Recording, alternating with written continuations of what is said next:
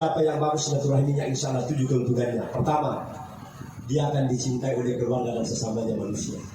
Yang kedua, insya Allah mudah urusannya. Yang ketiga, insya Allah murah rezekinya. Yang keempat, panjang umurnya. Yang kelima, disayangi oleh Allah. Yang keenam, insya Allah hidupnya nanti akan matinya nanti husnul khatimah.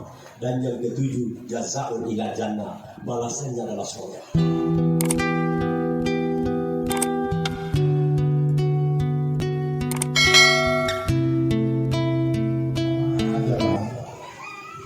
Yang akan dibawakan oleh beliau Al-Ustaz Yusril Al-Isyam SAG SEMM. Waktu dan tempat disilahkan. Bismillahirrahmanirrahim. Assalamualaikum warahmatullahi wabarakatuh. Waalaikumsalam warahmatullahi wabarakatuh. Amin ya rabbal alamin. Alhamdulillahi rabbil alamin. Allazi arsala rasulahu bil huda wa dinil haqq liyuzhirahu 'ala ad-dini kullihi walau karihal musyrikun. Asyhadu an la ilaha illallah iyyahu na'budu wa iyyahu nasta'in wa asyhadu anna Muhammadan abduhu wa rasuluhu al-mab'uts rahmatan lil alamin. Allahumma shalli ala Muhammadin wa ala alihi wa ashabihi wa man tabi'ahum bi ihsanin ila yaumiddin. Amma ba'd. Yang kami hormati Bapak Kepala Seksi Pelaksanaan Haji dan Umrah Kementerian Agama Kota Palopo, dalam hal ini Bapak Haji Kain SPD IMH, kemudian pengurus TV Ikatan Persaudaraan Haji Kota Palopo, para alim ulama, Bapak Ibu segenap keluarga, terkecuali Bapak Lurah dan istimewa Bapak Widodo bersama dengan keluarga yang malam hari ini beliau yang menjadi asbab kita bisa bersilaturahmi, yang bertemu antara kita semua ini adalah orang yang bersaudara. Innamal mu'minuna ikhwah. Sesungguhnya orang mukmin itu bersaudara, sekalipun kita berbeda suku, berbeda warna kulit, berbeda pemahaman, yang pasti Allah yang mempersaudarakan kita. Walimatus safar. Ya, walimatus safar itu artinya adalah sebuah kegiatan, kalau biasa lagi bahasa apanya itu ya pesta, ya perjalanan begitu. Artinya ketika seseorang mau melakukan perjalanan, ya dikumpullah keluarga, tetangga dan sahabat, ya untuk berkumpul, bertemu dan bersilaturahmi. Salah satu tujuannya adalah itu tadi yang sudah disampaikan oleh Mas Kli, bahwa lewat ini Bapak Widodo beserta Ibu menyampaikan ungkapan isi hati dengan permohonan maaf andai ada salah dan dosa, sikap dan kata yang tidak berkenan di hati Bapak Ibu yang selama ini. Kemudian yang kedua adalah untuk saling mendoakan, ya dimana yang mau berangkat haji didoakan oleh keluarga semua yang tak sempat pergi, lalu kemudian yang pergi mendoakan dari belakang. Jadi bukan hanya yang pergi didoakan, tapi yang pergi juga mendoakan. Kenapa kita harus melaksanakan satu tradisi atau kebiasaan yang namanya walimatus safar bagi orang yang mampu dan ada kesempatannya? Ya, karena tidak semua orang mampu melakukan acara begini, dan juga tidak semua orang yang punya kesempatan.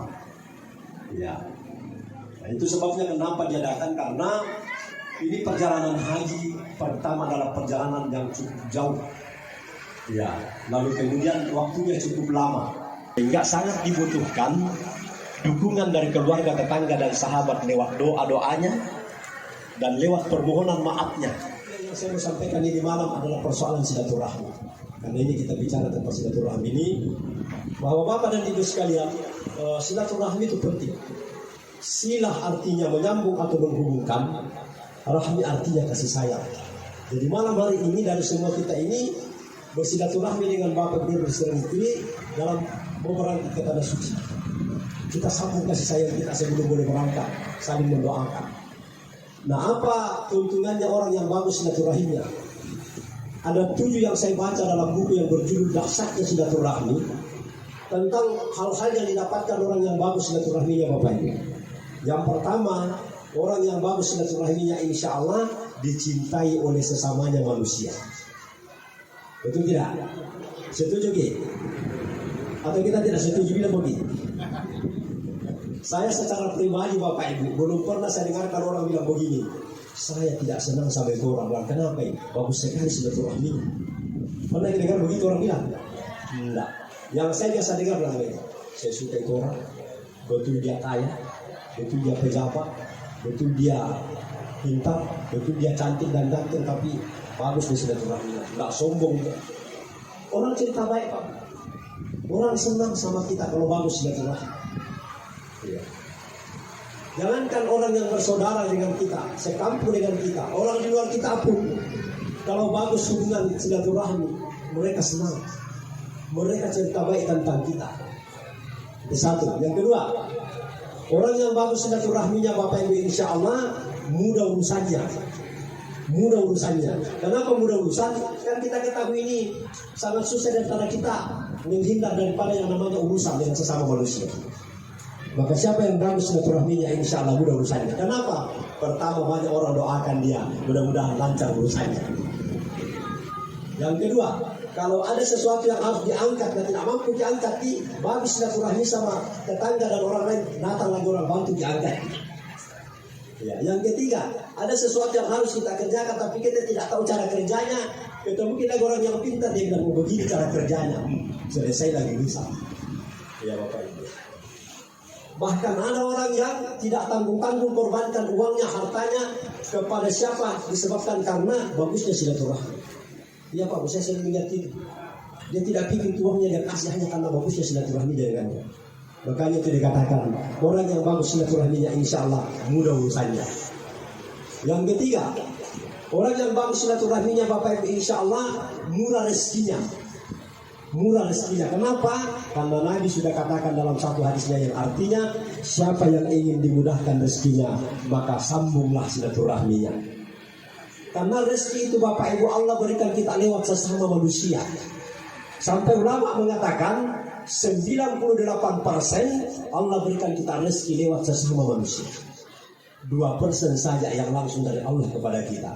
Sudah bisa dipastikan siapa yang bagus silaturahminya insya Allah murah rezekinya. Yakin itu Bapak Ibu. Saya ulangi lagi. Ulama mengatakan 98% Allah berikan kita rezeki lewat sesama manusia. 2% saja yang lewat dengan sesama dan langsung dari Allah kepada kita langsung. Ya, mana itu yang langsung dari Allah kepada kita? Salah satu contohnya adalah muka kita ini yang sekian banyaknya orang beda-beda semua. Ini langsung dari Allah.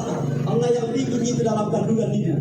Sehingga Allah katakan dalam Al-Qur'annya ya Allah yang membentuk rupa kita dalam kandungan. Maka tidak boleh kita menghina orang karena menurut kita tidak gagah atau tidak cantik. Ya, Ibu, jangan sombong Ibu menghina orang karena menurut tidak cantik. Dia tidak. Karena sama-sama Allah yang membentuk rupa kita.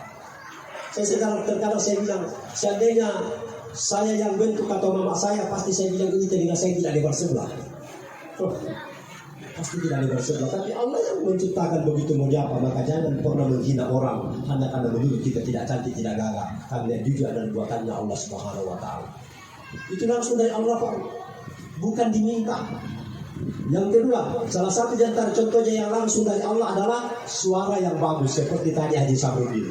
Kita semua ingin seperti itu, tapi tidak semua orang bisa seperti itu karena memang itu adalah bagian dari pemberian Allah secara langsung.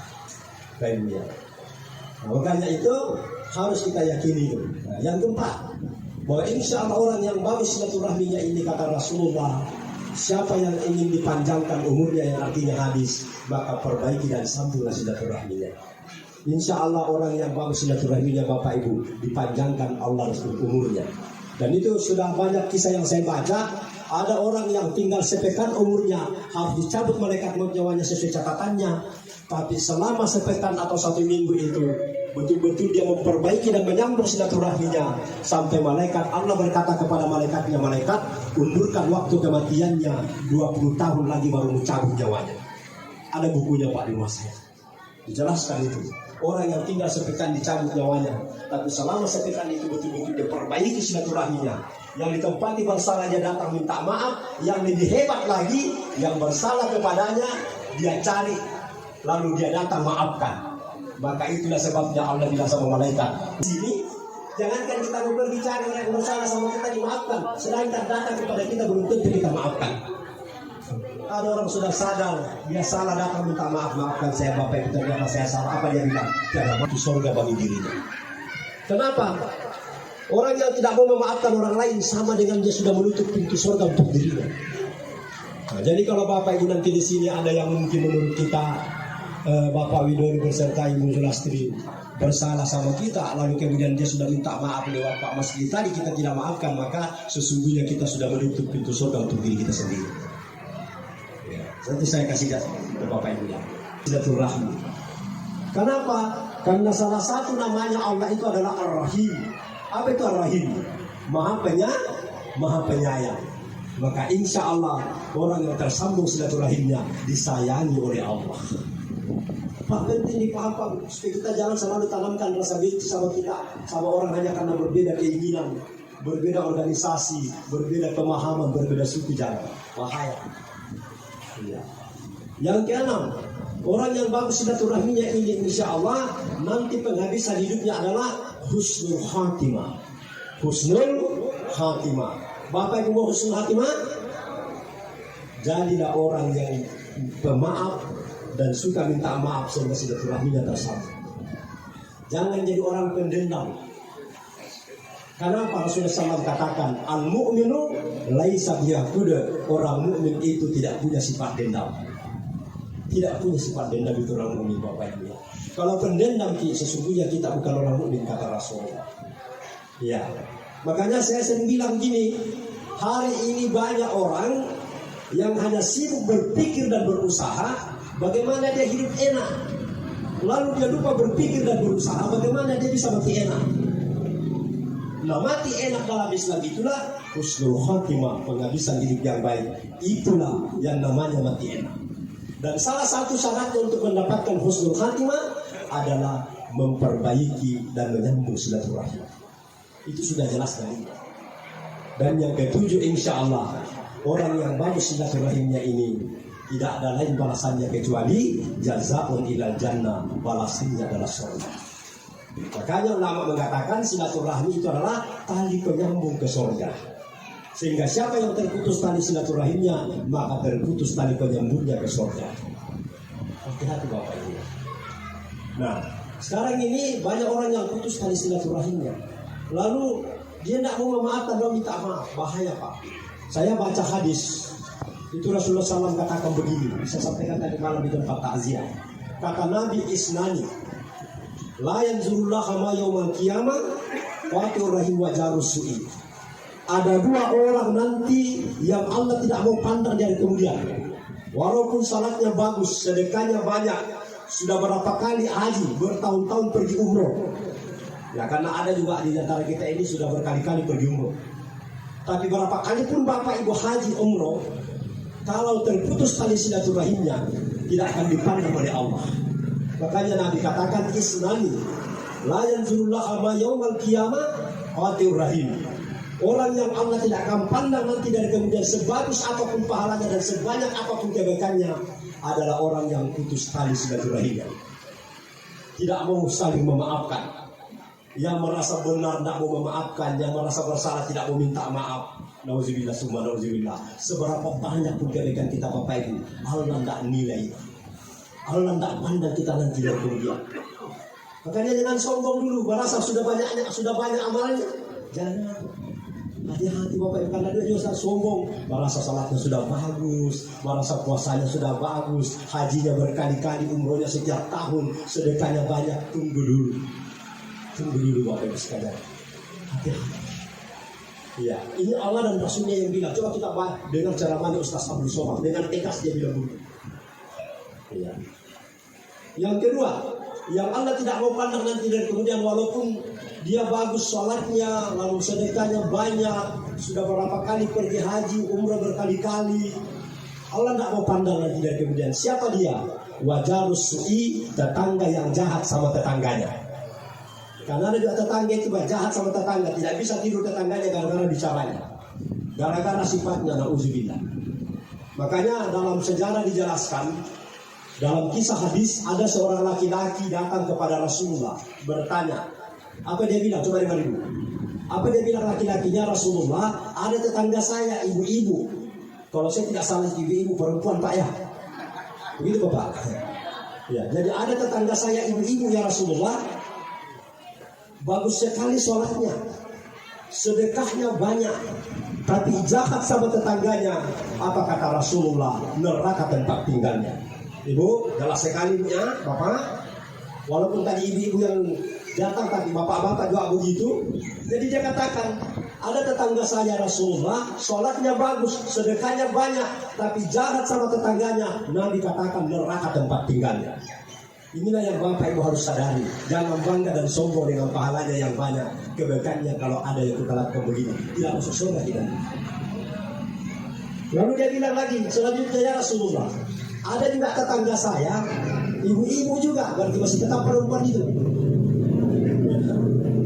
Ada juga tetangga saya ibu-ibu, sholatnya biasa-biasa, sedekahnya tidak banyak, tapi baik sekali sama tetangganya. Rasulullah SAW katakan, surga tempat tinggalnya. Saking pentingnya itu Bapak Ibu membangun silaturahmi. Hati-hati Bapak Ibu sekalian. Jangan dulu bangga dengan amalnya yang lain. Kalau ini putus silaturahmi atau apalagi jahat juga sama tetangga, jangan. Ya. Kalau mungkin kita sudah dengar lagi ceramah, sampai malam hari ini ada 3 orang yang belum diterima amal puasanya kemarin dengan segala amal baiknya yang ada di dalam. Siapa kira-kira orang itu? Yang pertama kata Rasulullah adalah anak yang durhaka kepada orang tuanya. Sampai hari ini seluruh amal kebaikannya belum ada yang diterima oleh Allah. Oh maaf Bapak, bisa sampaikan ini, jangan sampai kita ini bangga-bangga dan sombong. Banyak saya pahala, aku salat setiap malam, setiap hari sesuai waktunya. Bulan puasa kemarin saya sudah puasa, saya sudah bayar zakat, saya apalagi namanya sudah pergi haji umroh, tapi ternyata belum diterima oleh Allah pahalanya. Siapa? Anak yang durhaka sama orang tuanya. Mohon maaf Bapak Ibu. Dan siapa yang mau terima pahala? Karena Allah lewat Rasulnya yang sampaikan. Kalau ada pelanggaran begini, habis kita. Yang kedua, siapa lagi yang sampai malam hari ini belum diterima ibadah puasanya dan seluruh amal solehnya yang lalu kata Rasulullah adalah suami istri yang belum saling memaafkan. Jadi kalau ada ibu di sini, menurut kita suami kita salah, belum kita maafkan, mohon maaf, belum diterima oleh Allah pahala selama ini. Sebanyak apapun itu belum diterima oleh Allah. Masih dipending sampai bapak ibu memaafkan dan saling memaafkan. Ya, bapak-bapak tidak memaafkan istrinya.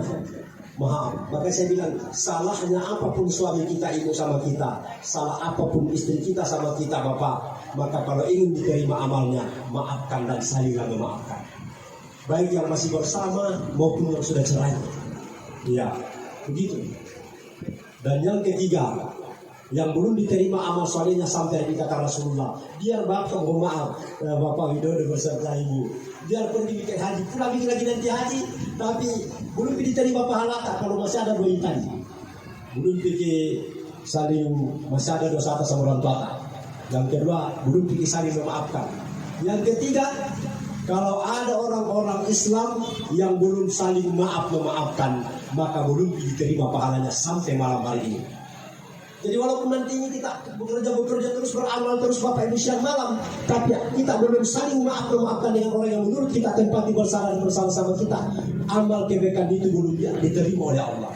Mungkin ada catatan tapi belum diterima sepanjang kita masih belum melakukan yang 3 hal ini tadi. Oh maaf, ini penting saya sampaikan supaya keluargaku jangan salah dulu, itu amalnya sudah banyak, padahal ada juga dosa-dosa yang membuat amal itu tidak diterima. Kan gitu. Nah, kemudian ini 7 sudah jelas ya. Kita ingat itu. Siapa yang bagus silaturahminya, insya Allah 7 keuntungannya. Pertama, dia akan dicintai oleh keluarga dan sesamanya manusia. Yang kedua, insya Allah mudah urusannya. Yang ketiga, insya Allah murah rezekinya. Yang keempat, panjang umurnya. Yang kelima, disayangi oleh Allah. Yang keenam, insya Allah hidupnya nanti atau matinya nanti husnul khatimah. Dan yang ketujuh, jazaa'ul ila jannah, balasannya adalah surga.